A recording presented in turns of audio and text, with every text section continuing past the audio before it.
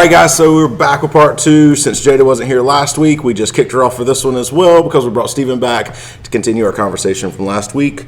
And because Steven is here, I have cracked open a white gummy bear rain. Thank you for now my new addiction. Yeah, it's really unhealthy. It's probably going to give me cancer or a heart attack. I don't know whichever one kills me first. But to be honest with you, like, if they wanted to sponsor me, I'll fill an IV bag with one of those.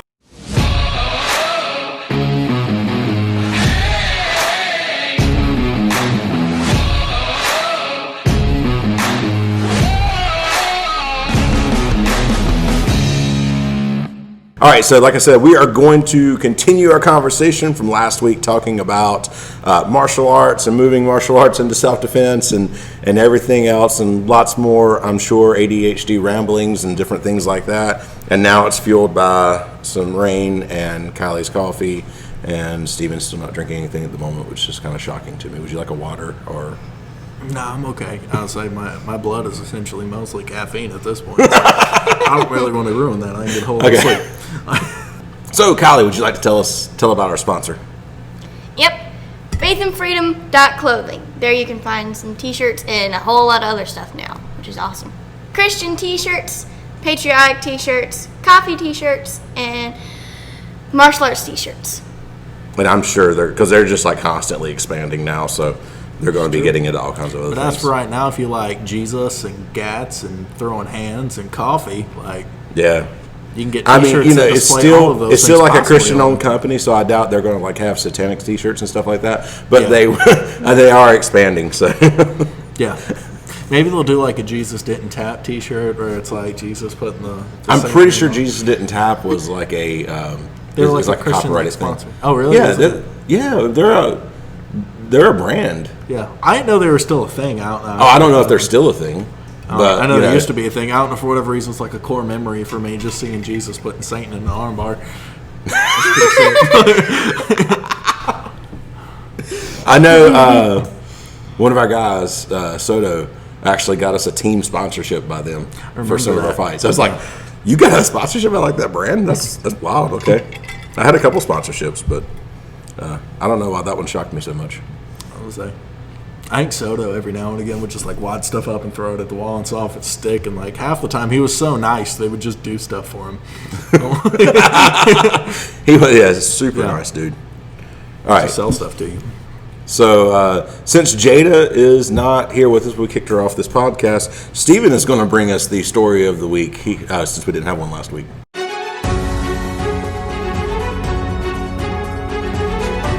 Right, so this one's from the Washington Post from June of 2021. It says, Florida man accused of killing an iguana states stand your ground in defense of the charges.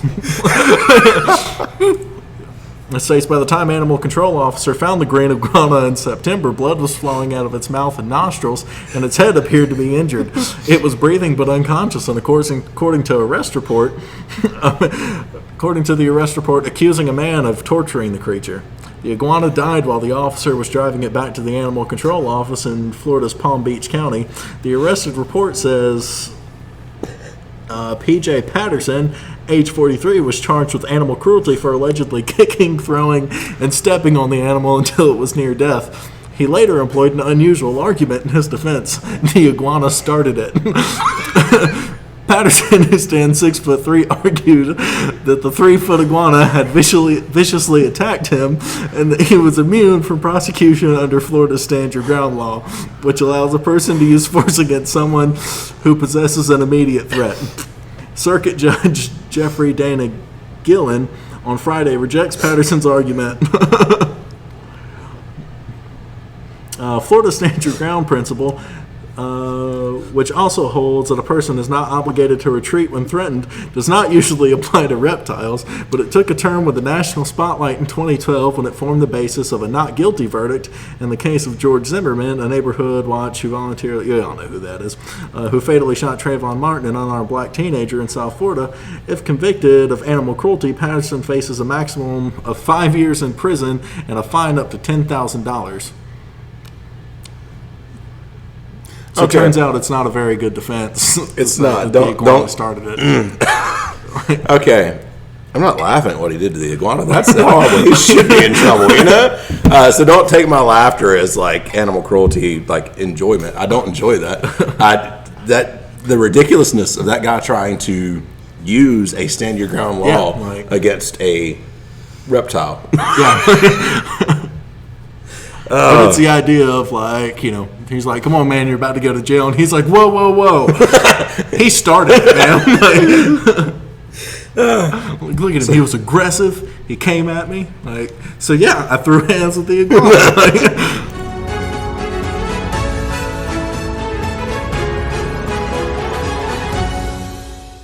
Kylie asked us, are we going to have a story for this podcast? And Steve was like, I'll do it. So, I was about to say, I literally looked up Florida man self-defense, and that was the first one that came up that wasn't murder. Okay, so let's try to pick up where we left off. Although we kind of left off in a little bit of a ramble, because that's what we do. So, kind of moving, trying to move maybe out of funny stories and into the topic a little bit. So, okay, for me, let me just say this real quick. So, like, when I got into martial arts, it was something that I wanted to do my entire life. Right. My mother loves to tell the story about how, like, obsessed with martial arts and stuff I was as a kid.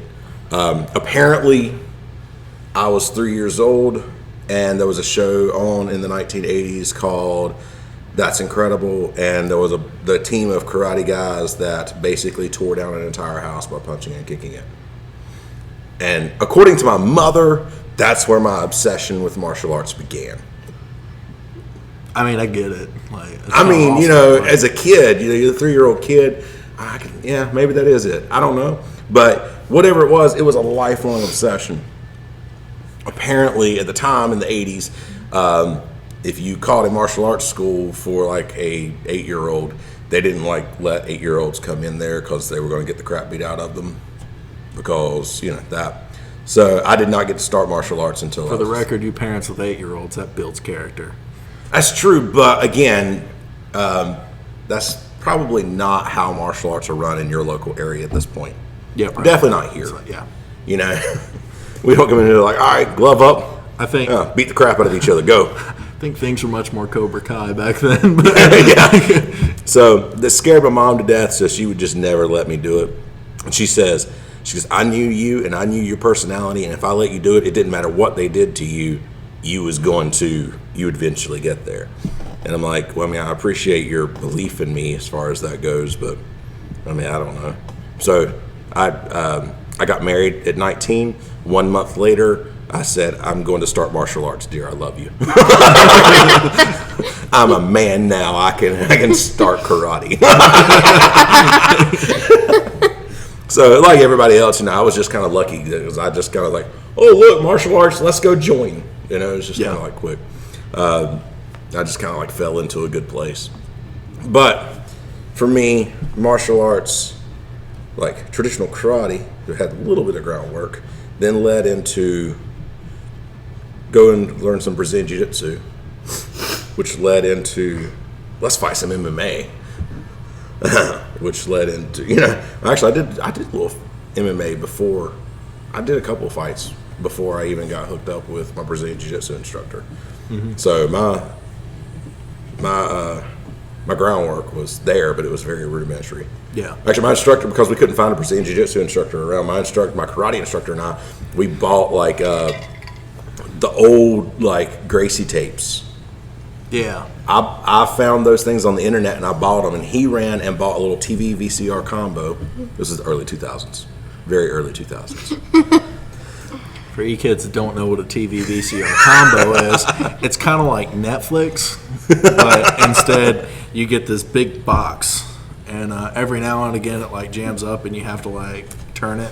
And it only plays one thing. Yeah, it only plays one thing, and it runs on a big tape, and if you mess that up, it never works again. Yeah, and then you have to like switch it out to watch another thing. Yeah. It was, yeah. So I bought a series of 8 or 10 videos, because it was like 2 videos for white belt, 2 videos for blue belt, 2 videos for purple, 2 videos for brown, and 2 videos for black. So that was fun times. That's all we did, man. I was assisting, helping him in classes at that point in time, and then after everybody else's classes would be over, which basically he just had like a kids and adults class, and then we took another like hour and a half to 2 hours every night after that, where we just like we put the tapes in and just learned, and that's how I did my like first 2 or 3 MMA fights. Was by watching the Gracie videotapes. Yeah, that was the era that we were in. But like that was also, when you have absolutely nothing on the ground, somebody who watched a bunch of Gracie tapes and like played like that can make a significant difference. In all honesty, I did. Man, I don't know. Actually, it may have been more than 2 or 3 fights. I don't know how many fights I had before I got hooked up with Scott. But it was a few. Yeah. It was quite a few actually. So, because I got to thinking like where I did several of those smokers. So, and I mean, I caught a dude in double armbar one time. Yeah. That's before I actually started like really training with real guys. Armbar? Yeah, double armbar from the guard. That dude was a Greensboro cop. Oh. I won't name him because those smokers are like in the gray area of legality. Yeah. And I found out, it's like, oh, I'm fighting a Greensboro cop? Huh. Yeah. That was like the It's easiest. the early days of MMA where everybody thought it was like the original UFC stuff, and everybody That was like interesting. stomping each other. Because in the head. he went through the academy, he got to work with some of the Gracie guys, and he just thought he was pretty freaking awesome. So I fought him twice in one night because, again, early days of MMA. Yeah. Like, Smoker fights. It's not exactly regulated. So we go to this, it was me and my instructor, and we go up here to this school, and he comes in, and we're sitting around and getting ready. And there were several fights going on that night, and he and I were like the first one. They're like, hey, he needs to he wants to fight. He's probably going to have to head on. It's like, yeah, that's cool. And I was a little nervous. I was like, I'm fighting a cop. So anyway, we move in, and he starts swinging for the fences, man. He had no striking whatsoever. And I was kind of like just like backing up, and I threw a couple punches, and I thought, I could sit here and continue to fight him like this, or I could just like try to take him down real quick. But I'd heard he just worked with the Gracies. I was a little weary of his like groundwork, but I didn't have enough brain in me. I had more competitive drive than like smarts at the time, so I just like ducked under his punch, dumped him, and then armbarred him, and it was over. And I mean, the whole fight was like 20-some seconds. yeah. It was like super fast. And we go back, and he was like, "Man, it was a good fight." He said, "That shocked me." He said, "I thought that'd last longer." And then we kind of went our own ways. I was back over here with my instructor, watched a couple of the fights, and then he come back, and he's like, "Hey, could we go again?" I'm like, "I don't care." I was like, as long as they don't care, I don't care. So we went and asked him. He was like, yeah, it's okay. So we go back out and we start fighting. And I ended up, I was like, probably the first and only time I ever kind of carried somebody in a fight a little bit. It was like, this dude, I realized, I'm not trying to be mean. This is going to sound really arrogant. He couldn't hang with me striking, and he couldn't hang with me grappling. So he just really didn't have anything for me. So I'm just like, okay, let's go around, we'll toy around a little bit. And I took him down again after a little bit. So that went a couple minutes. It sounds mean, but also you heard him be like, "Man, I really wish I'd last longer." Like you can give him some. Well, what I'm saying is, it sounds let arrogant. him fight. Yeah, it sounds arrogant. Because of that, really, I wanted to let him fight a little bit, and I realized he was just no real threat to me. yeah, So we hit the ground, and I don't remember how, but I ended up in his guard. All right, no, I'm sorry, he ended up in my guard. And I double armbarred him. So I was like, that's cool. He just goes, tap. So, But that I got on with tap with. So we had, did several of those, and then ended up going to Brazilian Jiu-Jitsu and actually learning that what I learned from the tapes is not exactly like working with a experienced, serious BJJ guy. And then I just remember this kid was about $175, and I could not get him off. It mounted on me, and I was like, I couldn't get him off of me. No, he was like $150. Yeah, And I'm like, because I was right around 200 probably. Yeah. And I'm sitting there going like, I got like probably close to 50 pounds on this kid, and I could not make him move. It feels weird when you're getting like beat up by a kid half your size, and you're just like, ah. That was that moment when I was like, okay, I do not know as much about grappling as I thought I did, so it's time to get serious. Mm-hmm. So I did that, and then I started fighting some bigger MMA fights and finished those up, fought some kickboxing, and then I moved into combatives because I think it's been heard so on this podcast so far. My wife hated when I was fighting. We even did a podcast on that. Yeah, I know. I have now since listened to it, but the last time we were talking, though, he made a comment about it. I said I had not listened to it yet. A little weary about it. So Kylie Jada took Julie and decided to do a podcast all about what it's like being married to me. And this was all based on a joke. Because I was like, there was like, hey, I said, we need to do a podcast. Why don't y'all go ahead and do a podcast? Take Julie and do a podcast. I was like, what do we do a podcast on? I was like, I don't know. Talk about how horrible it is to be married to me. So what did they do? They came down here and made a podcast on what it was like being married to me. Every time we have dispensable income, he buys like knives and guns and all this crazy stuff. Like, it comes back and it's like, isn't this cool? And you're like, what is it? Yeah. I mean, I just ordered a case of 1,000 rounds of 9mm. I love you, dear. He hadn't told you yet. You're just going to find Yeah, out against the reports. Yeah. So if she listens to, she don't listen to all the episodes of the podcast, but if she happens to listen to this one, yeah. A friend sent me a link, says, man, I just found an awesome deal on this. It's like, cool, ordered. I mean, I can't say anything. Yeah, Aimpoint dropped their new Duty RDS, and I was like, oh, that looks cool. And I was like, I get a cop discount. Sweet. So I started moving into reality-based self-defense instruction, and then I became a reality-based self-defense instructor, and then became a combatives instructor, and then firearms instructor, pistol, rifle, shotgun. Yeah, so it's just that's been kind of like my path through this as somebody who, like I said, didn't grow up doing this. Now, you started as a kid. Yeah.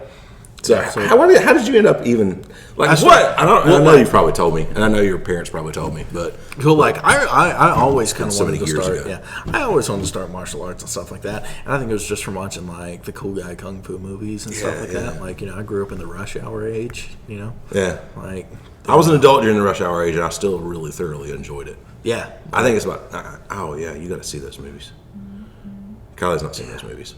Yeah. So I grew up like watching that, and as like abysmal as it is for me to say it, like even some of the Steven Seagal movies, and when you're a kid and you don't know anything, like Steven Seagal seems awesome, and then when you like grow up and you're like, wow, this dude runs like a Welshman, and yeah. So okay, I will say this: my instructor loved Steven Seagal movies.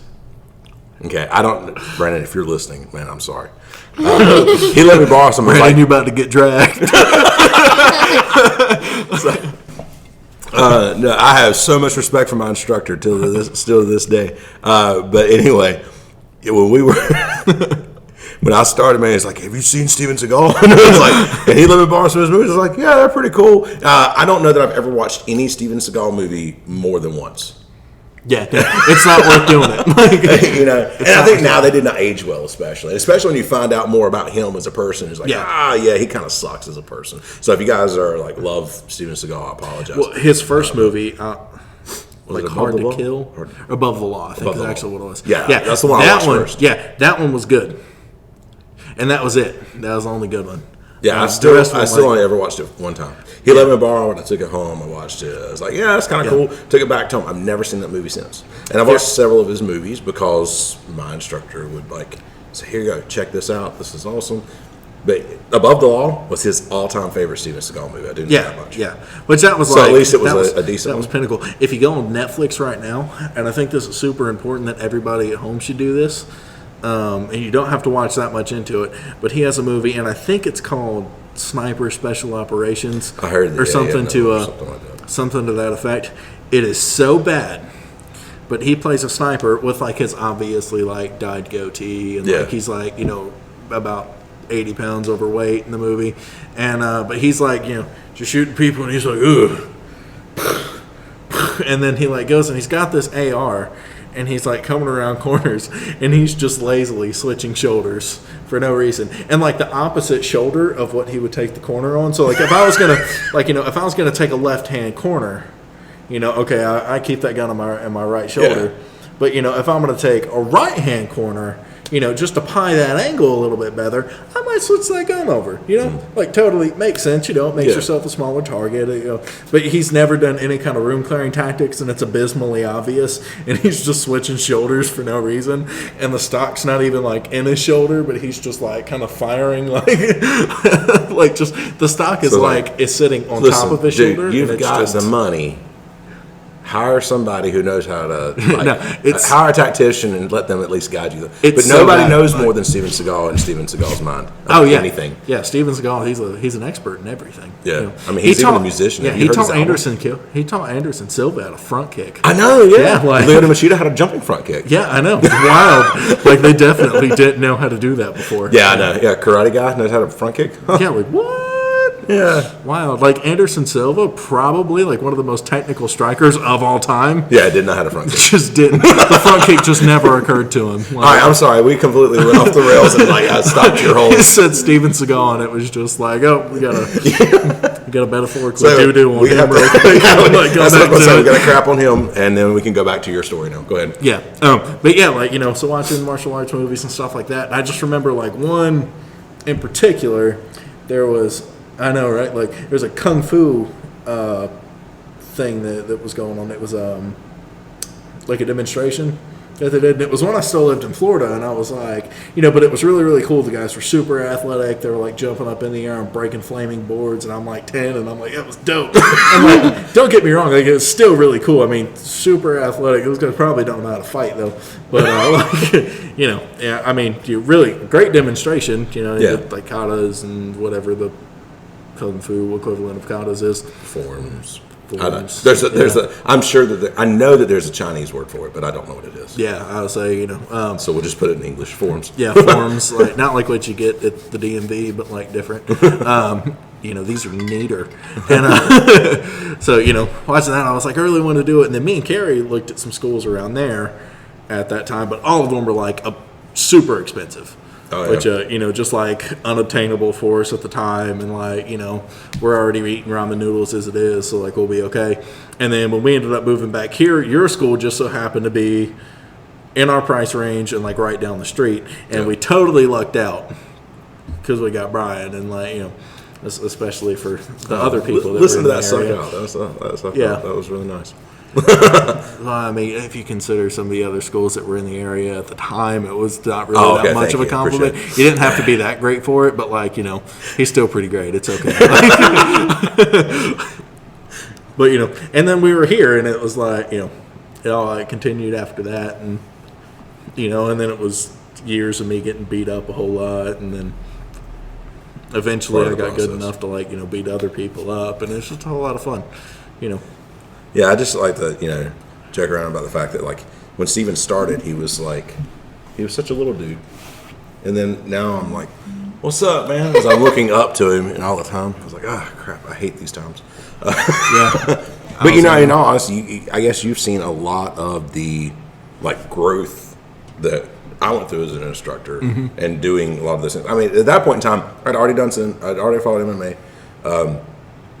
I'd already been doing actual jiu-jitsu and stuff like that. So it's like maybe like the earlier part, but like a lot of that later part of like moving out of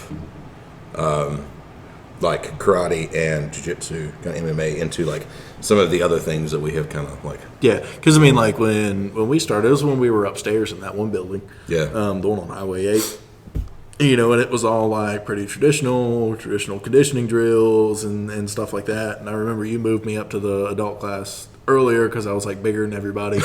And, You're towering over the kids going, yeah, like, poof, And, I guess you realized I could take a punch or something. And he was like, all right, get in there, get beat up. It was, But, I don't know. I think I enjoyed that I was able to experience a lot of the more traditional stuff and then a little more of the modern adaptation to it, or I guess more pertinent adaptation to it as far as the real world and how things exist.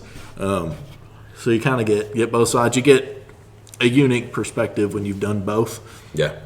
and so Yeah, that's true. That's why I like to say that kind of like we're, MMA meets combatives wrapped in a karate gi kind of thing. Yeah. Because we still kind of try to give some feeling of like a traditional type of school. I think it instills a lot more respect and stuff like that you get from traditional stuff that you just don't get a lot of times in a lot of other styles and stuff. But still gives that reality that you get from reality self-defense. and I think we're and MMA and I like the more disciplined style of like more traditional martial arts where you have, I guess, like more structure than what you would get at a lot of gyms and stuff like that, where it's just like straight competition gyms or MMA gyms and stuff like that, where you have more of a disciplined student, and I think that makes a better competitor overall. But or just a better fighter overall is just having that discipline instilled in them, where if nothing else, where they talk less. They're a little less worried about when they've been told to hey, when I say this, you stand here and you shut up. They get used to standing there and shutting up while instruction's going on, so that way they catch more of it. They're not busy talking and stuff like that, which is what I've seen at a lot of other gyms when people are giving instruction and stuff like that. People are talking back and forth and whatever else and not paying attention. And then you're like, oh yeah, by the way, what were we doing? And it's like, bro, if you just, you just shut up for a minute. You just listen. Like, I promise you, what you said might have been important. You might have just cured cancer. But you that's could have not done what we're, you could have done that. You could have done it later. Get a pen, write a note on your arm, hope you don't sweat it off. You know what I mean? Deal with that later. Right now, we're punching each other in the face.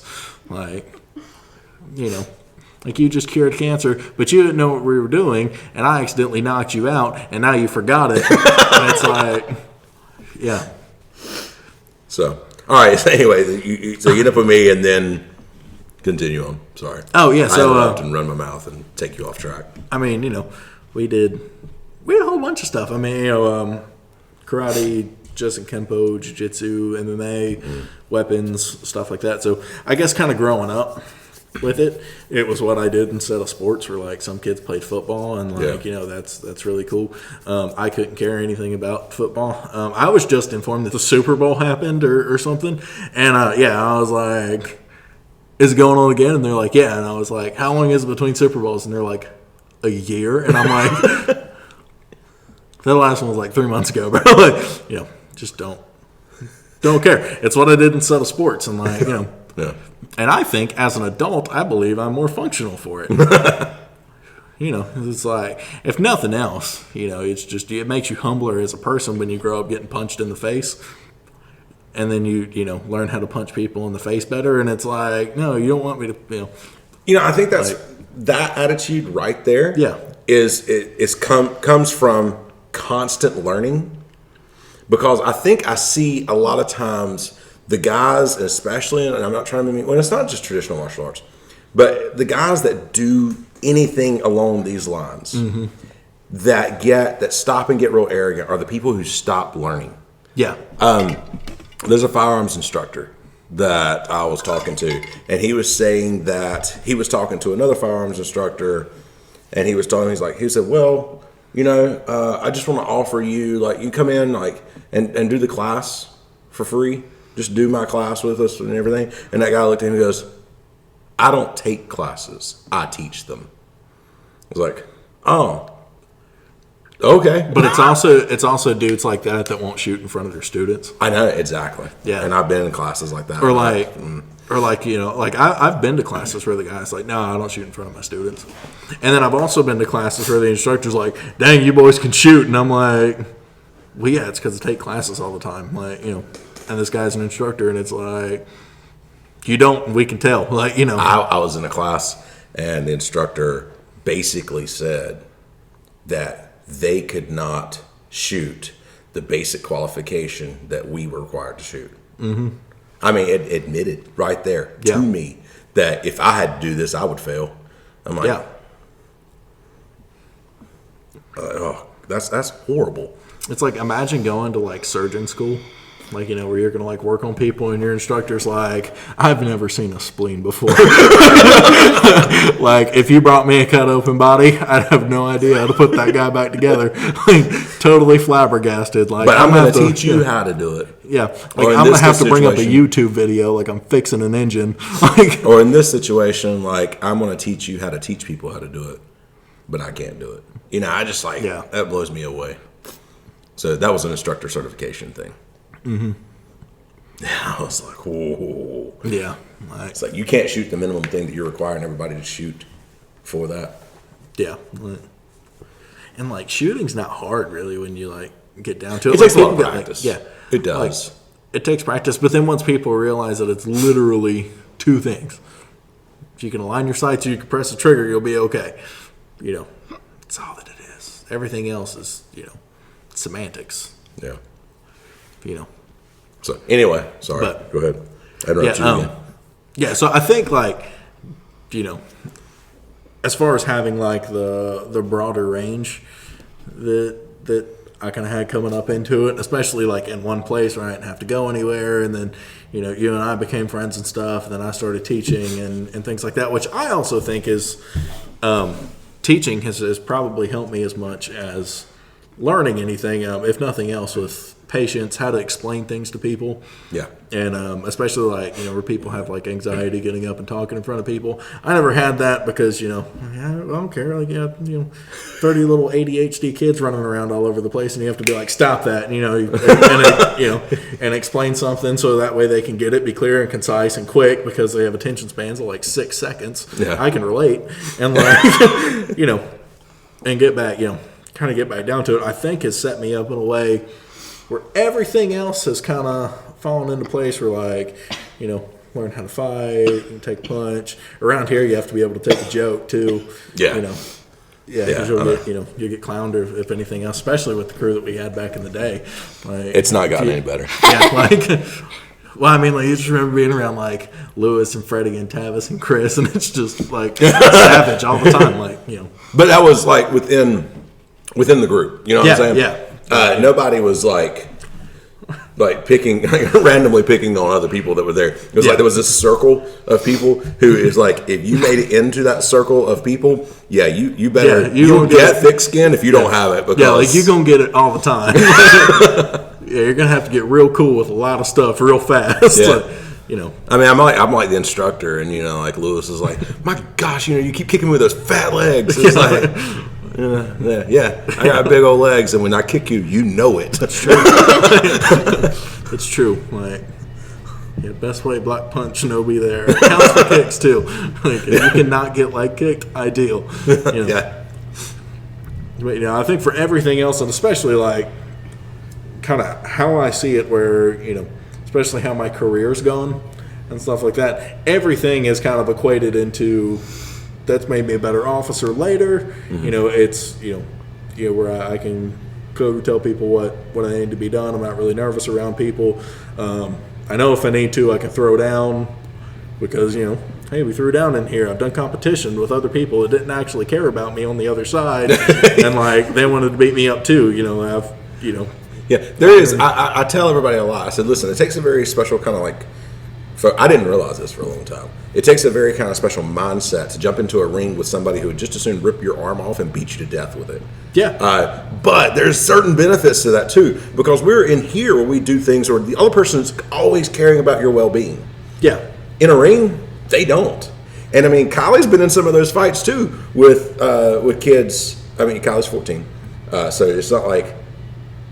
I mean, it was kind of actually full contact, but it's not technically supposed to be full contact. But they just kind of let him go. And me being the loving father that I am, instead of going like, no, if this is supposed to be like light to medium contact, Kill him. I'm like, no, get your butt back out there and fight another round. Mm-hmm. Why? And it's not because I don't love her. And there's been a couple times where I've had some people, especially once they hit black belt. Listen, you hit black belt, you go to a tournament, even if it's a nice light contact karate tournament, sometimes it's a bloodbath. Yeah. And they let them go. And at that point in time, I'm like, listen, this is the way it is. And if that's what they allow, you freaking match it. Yeah. And you get out there, because my big thing is like, if she faces like a real self-defense situation, that person's not going to care about her. Yeah. So if she's in a And ring especially with you don't another want kid, you don't want the first time she's had to fight under a full adrenaline dump to be like, now I need to fight. Yeah. You know. So for her, she's had 2 fights like that, and one was wonderful and beautiful, and I loved every second of that. 3 rounds, and it was a lot of like that girl tried to kick her, and she's like, nope, and wham, roundhouse kick to the body. And I mean, they just decided they're just gonna let them go, and I mean, they were. I mean, it's like kids, and they're just hey, sometimes cool. they be like that. And Yeah. then another time, this girl was like, probably she was a lot taller than Towering over Kylie, me. and she was good. Yeah. And the first round did not go good. Yeah. Kylie got the socks beat off her the first round, and we were over there and we were talking. And I said, all right, here's the deal. You're going to go back out there for round number 2. And she was crying. And she looked at me. She said, I don't want to. I said, I love you. You going back out there for round number 2. Yeah. And that's the most important time to go back out there is when you don't want to. Exactly. And she turned around and she went back out there for round number 2. And where honestly, she did not win that round, but that girl knew she was in a fight then. Yeah. And that was the important part. You know, I was like, nah, you going back. I love you. You going back out there. Yeah. And that, so I'm sure there's some parents, especially today, that's going to think that's harsh. But here's the deal. I was, life is competition. Mm-hmm. You're competing for job. You're competing for positions at a business or at a job, or everything you are doing, there is some competitive aspect to it. And if you crumble at the first sign of resistance, you're screwed. Yeah. You are in trouble. And I want her to know that she is tough enough to get back out there and do what she's got to do. Mm-hmm. And she didn't win that fight, but that girl knew she was in the fight the second round. And that was what was most important to me. So in my mind, in my heart, in that moment, she won that fight. Yeah. Well, I knew technically, she lost. But, for that one, for that tournament, or that fight, or whatever, it was 3 rounds. Kickboxing rules. And if you won the first 2 rounds, there was no third round. And the second round was close enough, I thought, that she had won it. And we're sitting there, I said, okay, now. But I knew it could have gone either way, so I wasn't going to argue. Yeah. So I looked at her, I said, okay, now we start talking strategy for the third round. Because I thought, man, I think she may have taken it. And the dude looked at it, no. There's not going to be a third round. I was like, okay, all right. So we backed off. I didn't argue because, like I said, it was close. Yeah. But in my mind and my heart, like I said, I thought she won it just because she got back out there the way she did, because she got completely dominated the first round. Yeah. I think that's like part of it. What's really important about competition, you have stuff on the line. If nothing else, you have an initial investment. You got to pay to be there. You got to pay to play. You have somebody that you don't know and that you're unfamiliar with. You don't know their skill set. You don't know anything about them. If you're lucky, you know their name and you have a brief conversation and shake hands beforehand, and that's pretty much about it. Usually they try not to allow too much. And then you have something on the line, some obtainable goal that nobody goes in there and pays all that money and shows up to lose. Yeah. Like you want to win. So, and then of course, the person that you're unfamiliar with wants to beat you up just as much as you want to beat them up because they want all that crap too. It's while it is you're probably not going to die unless there's like a weird fluke. You could have a brain aneurysm at any moment, but you're probably not going to die from your tournament beating. You're wearing gloves, and most of the time, and something like that, you're wearing a helmet, especially underage. You're wearing helmets, you're wearing gloves, you're wearing foot gear, you're wearing stuff to kind of protect everything. Yeah, but the first time you have an adrenaline dump, much better to have that go on, in that kind of controlled environment where you've got, professionals around and your support team and stuff like that. Then, I'm out walking to my car and then this dude comes up and jumps me. Yeah. And that's not the time to have that go on. But, and also I think the more that you fight through that fatigue response, especially during, that initial dump, and right after that, you get over that, you're super tired, you're smoked, you just gave everything in that first round, to get back in and fight after that is just going to condition you to do that every time. Yeah. So now if I'm in a prolonged fight on the street, and I'm like, oh man, adrenaline goes on. I fight really hard for about 45 seconds, and I'm like smoked. And I still got to fight these dudes. Or in my case, I just got in a fight. Now I got to like take dudes into custody. The fight's more or less over, but I still got to do things. And I got to drag them to the car. Whatever else, Or now I've already fought them once, and now we're somewhere else, and now I got to fight them again. And that's happened to me a handful of times too. We're like, we had to struggle with you in the cuffs. Now I have to struggle with you in the jail. We got to put you in a separate room. Now we got to search you and get all your stuff. Now we got to struggle with you again, and that sucks. But and you're tired for the whole thing, but it's like, hey, we got to do stuff, or I fought, now I got to run. I hate running. It sucks. But the more that you continue with activity after you've gone through that stage where you're tired and you don't want to do anymore, the more that you're prone to later on. Yeah, that's very true. So after that time with me, then you did some pure Brazilian Jiu-Jitsu elsewhere, and Yep, with Kevin Piles of American Martial Arts, world class dude.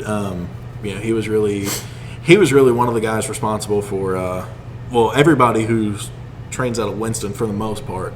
All the original schools in Winston and stuff like that have come from him at some point. He was one of the first schools that really came around. He was one of the guys responsible for bringing MMA and having it legalized and stuff in North Carolina. I think he worked with the Athletic Commission in North Carolina awesome. to get it worked out and to get the rule set stuff worked out. So I mean, really, as far as his impact on Brazilian Jiu-Jitsu and MMA goes in the state of North Carolina, he's like the guy. So I need to thank him for actually being able to fight in state and actually regulated fights. Yeah. Oh, yeah. okay. Cool. He would never accept your thanks, but he's a super, super, super good guy. Yeah. And he has forgotten more about ground fighting than I'm ever going to know. And a world-class instructor and stuff like that. Really runs a great show. So, coming from, not to insult you or any of the ground training and stuff that we did here. No, but, you who just had less time in, to Kevin who's had. So I mean, that's his bread and butter. I'm more striking, but even more so. And I was talking to this about with a couple of my guys the other day. Most of my success in all of this is that I'm a decent grappler, decent striker, decent at all this stuff. So basically, when I come up against a guy, I was like, oh, okay, well, if you're going to out grapple me, then I'm going to outstrike you. Yeah. Or, vice versa. If you're going to, if you're going to come in, I'm like, I could get caught by this. You're more than a decent striker. You're a really good striker. Well. Enough so just because of I know it was the work that I did with you, and because I fight like you, because me and you used to spar so much. Yeah, I mean, just those hour-long beating sessions that we would have on one another after class and whatever else. I've come to realize that, where I was talking with a buddy because he did MMA and boxing and kickboxing in England when he used to live there. He used to fight and stuff like that when he was younger, and now he's here. And we went up to his gym. He lives in New Jersey, and we went up to his gym with those guys. And he was like, "You're a big dude, but you're really technical." And I was like, "Okay." And he was like, "Well, you never hit me super hard, but every time you hit me, it was super clean." And I was like, "Yeah." I was like, "That's the idea. I don't have to hit you super hard if I hit you really accurate." So it's kind of followed me. We're everything I do, I want to be as technical as possible, and use the least amount of strength. Where I'm a big, strong dude, but it was always I guess growing up, I always had somebody bigger or stronger than me. So if I was going to get you down, I had to be better. Yeah. Or use more technique or something like that, which is I think's good. I think good having smaller opponents, definitely fight larger people who are stronger than them. But all that to say, I think stuff that's followed me around is more of I don't have to strike harder than you do. Just have to strike better. Yeah. You know, I don't have to hit you can always put the power behind it. Yeah, like if That's what I try to explain to people all the time. I was like, yeah, so I come up, everything we do is based in full contact, but we didn't beat the crap out of each other all the time. And I was a little worried about it. And I looked at my instructor, I was like, okay, I'm going to go fight. What if I start pulling my punches? He goes, don't worry, you won't. He said, because if you can strike and pull back and not hit full contact, he says, when you're in competition, all you have to do is just add the power. And I was like, oh, okay. And yeah, I never had any problems with that. You know, I had a couple knockouts. You know, it was never a problem. I even fought not that long ago, just point fighting stuff. But I think, like, at that point in time, my thing, it was point fighting, it's supposed to be nice and light. Of course, the dude didn't hit me too light either. But afterwards, he told me, he says, dude, you hit hard. Well, like even if you don't hit them that hard, and you know you're in competition or whatever, even if you don't hit them that hard, but you know, like if they're advancing on you and you slip and you just bop them, even if you don't hit them that hard, they're gonna think about that because they don't like it. So one of my favorite knockouts, I didn't hit the dude that hard, and it's something I talk about. I teach. I still teach it all the time. It's like counter that leg kick. Somebody throws the leg kick and you just kind of like eat it and turn and throw a cross right into their jaw. Yeah. Man, I was just trying to stun him. I wasn't even trying. And I hit him and he was just, it was just like somebody cut the puppet strings. Yeah. You know, he just, bang. I was like, cool, it worked, you know. You know, kind of deal. But, and like, well, actually, like, you know, at that gym, I was sparring, you know, my buddy, but it was just kind of like one of those things. And I think I really picked it up from Matthew, I think was more what it was, but that kind of like rising uppercut thing. And so he threw kind of a bigger hook, and I slipped it and just boom, and just came up with that. Yeah. But it's like, I don't know, one knuckle punch is, I think, is like the technical term. I think most people refer to it as an overhand in kickboxing and stuff like that. But it's like super short. Yeah, it is. Yeah. But so yeah, I'm in like super close, and I punched him directly in the eyeball. There was no like face, there was no nose. It was directly like the seam of my glove went directly into his eyeball. And so like his eyes all like red and irritated, and he can't see out of it. And I'm like, ooh, yeah. But I mean, you know, we weren't going like, you know, super hard, but like, you know, we were hitting each other hard enough that like we know when we got hit and stuff like that. But you know, even still going up to other schools with other guys who are really good and serious competitors and stuff like that, they're all like, you know, even though I haven't done it for years, they're all like, oh man, just because that stuff, but it's instilled in you. You know, you don't, you know, it's kind of the last thing to go is like those fundamentals, and then you know, everybody. I do find it funny. Everybody that spars you.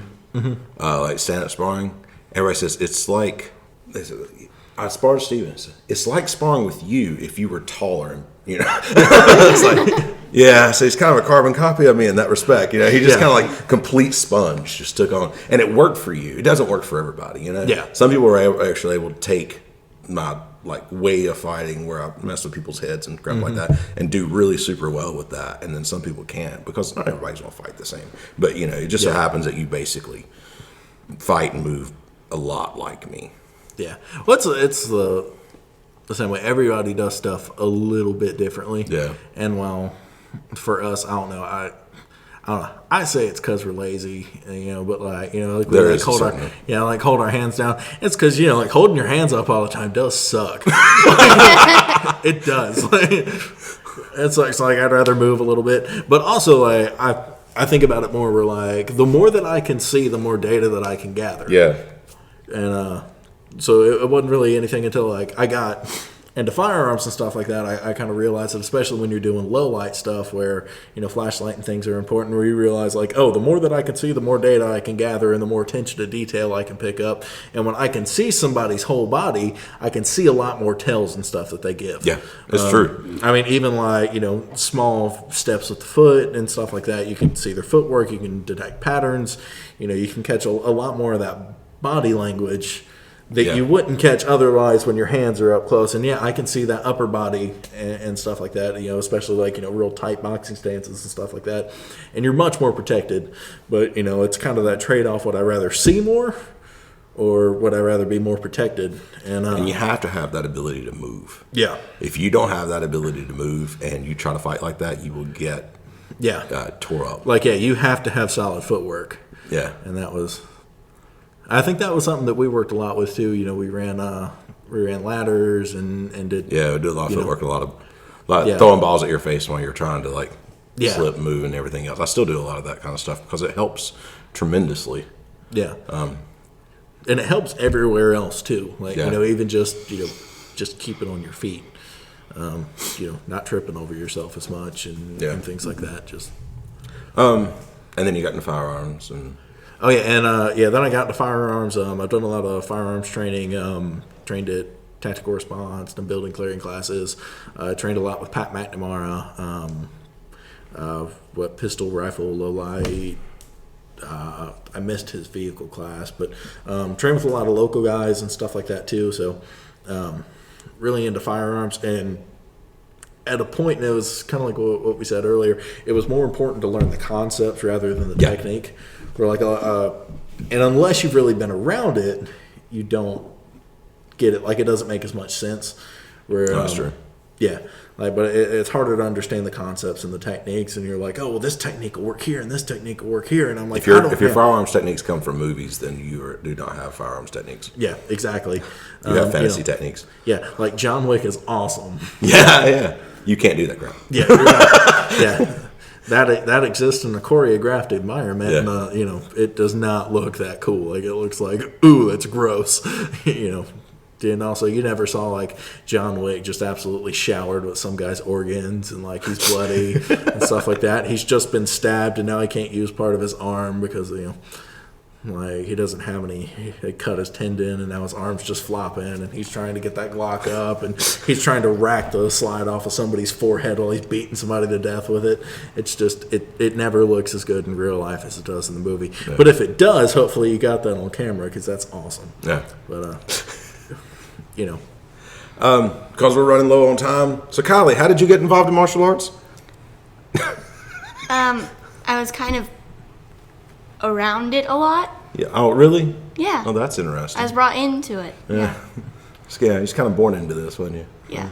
I'm pretty sure there's a picture somewhere of you as like a baby putting Brian in an armbar. She was a toddler, actually. I think she was like 2 or 3. Was she 2 or 3? Was she that old? Yeah. I'll say yeah, but yeah. I saw that picture not long ago. Yeah. Yeah. So she was like, okay, and I don't remember what, and I guided her through that. She has me in an armbar. Yeah, she's like 2 or 3 years old. I was like, huh, that's funny, because her head was not up to where my wrist is. No. She was like holding it like up here.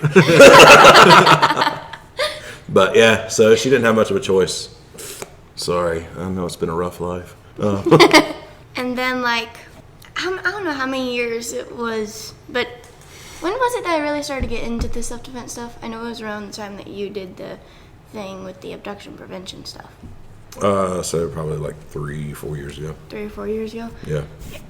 I didn't really start to notice that kind of stuff until then. I was like, oh, this actually happens in real life. Yeah. So then I helped out with seminars more then. And then after that you said, hey, you and Jada are going to go up to a pistol class. I didn't exactly give them a choice because my firearms instructor says, hey, I love to work with kids and anybody under the age of 21, and since you are doing it, I will run them through for free. So they didn't have a choice. I said, okay, you're going to be Get in the car. pistol instructors, let's go. So that's pretty much the way we worked. And so we did that. And then after that, it took a few months. And then you wanted us to do a rifle class. Yeah. So that's how, yeah. So we became pistol and rifle instructors because I said, that's what you're going to do. Mm-hmm. I'm such a mean, horrible person. You didn't hate it though, did you? No. It's a lot of fun. Scared to death at the moment. Yes. In the class, she was scared to death. You know, she enjoys shooting. Yeah. But I was like, it's always like when you get there and you're like, ooh, and then like, oh, yeah, everybody's so super you had chill. these 2 teenage girls, and then there was like 14 other people taking the class. Half of them were active duty military, Marines, Army.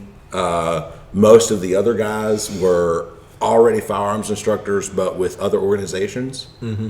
it was like the most talented group of people I have seen in a class, in a basic level class. I've been over. And he said that there was only going to be like a handful of like, people, and there was yeah. like 14 people. So they were Just a like, big handful. yeah. I mean, you know, I was like, most of these people that come through here, and I've been through a few of these kind of like basic level instructor classes, Yeah. like through a couple of different organizations, and basically I've never seen a class like that. Every one of them's like Joe Blow over here, who, I mean, I can shoot, but I can't really teach, Yeah. kind of stuff. And sometimes they can't shoot, to be completely honest with you. So I said, you girls are going to do fine. Everybody You thinks teach they can shoot all the but, like, time. until they get around people who can like shoot. I know. Yeah. Yeah. So, but yeah, they. I said like y'all ladies teach all the time. So I said they may outshoot you, but they're not going to out teach you. Well, I come in, it's like, oh, holy crap! So some of these guys were like pistol instructors in the military. Yeah. And so it was a fun time. And they hated me. Man, they hated me that day. But they got all up there. Kylie like completely controlled the room when she was teaching. Jada completely controlled the room when she was teaching. They did great. Everybody was like, wow, you know, it was awesome. So it all worked out in the end. Mm-hmm. But, and you're glad you did it, right? Mm-hmm. Yeah. Yeah. But basically, fill the holes. Martial arts is maybe an aspect of self-defense, but it's not all self-defense. It's just the truth. So you need to actually understand like all of the ranges and all the aspects of self-defense and actually like work on everything. We do our defenders classes, which we used to call integrated combatives, until we realized that nobody knew what integrated combatives meant. So we started calling them the defender classes. We do our defender classes, which is the weekend class where we talk about everything from the mental to like empty hand to blunt force to knife work and to pistols. Man, it's fun. It's still my favorite thing we do as far as just like these seminars and crap. Yeah, so we do those. Those are incredibly fun. Yeah, let me know the exact dates, and I'll make sure I got time put in and Yeah. everything like that. We're all good. Yep. So, but make sure you fill whatever holes and gaps you may have, because even an empty hand, it's cool. If you're a great boxer, what are you going to do? You know, if something hits the ground or something like that. So. Fill all the Especially holes. when you have like such a huge prevalence of MMA and stuff now, and it's really become a big deal. Everybody watches the UFC and stuff like that. And anybody who can get on YouTube can watch free fights and whatever else and pick up small bits and pieces of groundwork. Yeah. You know, and it is not human nature in any way, shape, or form to hit people with your fists. Yeah. It's not. If you look at the hands weren't made to hit things with. You have these small little metacarpals that, I mean, like, really, like, they suck for hitting things if you don't know what you're doing. Heads are way harder than your hands. It just doesn't work out. So usually when you see people fight, especially guys that don't know anything, you get, like, one or two good strikes, and then they just grapple and cling on to each other and fall on the ground. Ow, it hurts. Yeah, because like especially with dudes who have never hit anybody, like, you know, those guys up until that point wouldn't have busted a grape at a vineyard, want to go throw hands with the crackhead in the parking lot, and they punch him in the skull, and they're like, "Ooh, that really hurts," and then they get, you know, and then they get connected. It's just it's how it works, you know. All right, guys, but we are out of time. Be sure to visit our sponsor, faithandfreedom.clothing, and we'll see you in the next podcast. Bye. Adios.